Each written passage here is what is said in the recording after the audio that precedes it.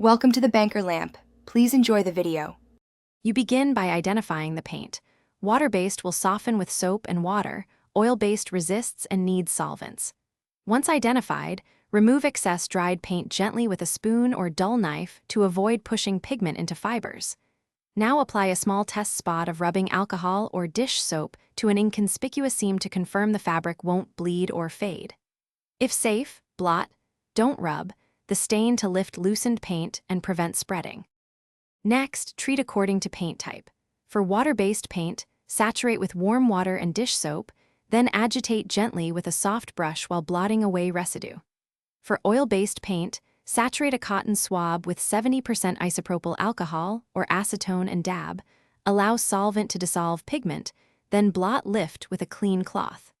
Work from the outer edge toward the center to avoid enlarging the stain. Repeat solvent application and blotting until no more pigment transfers to the cloth. Once the visible paint is removed, rinse the treated area thoroughly with cool water to remove solvent and loosened pigment, then launder using the garment's recommended cycle and detergent. Make sure to air dry. Heat from a dryer can permanently set any remaining traces.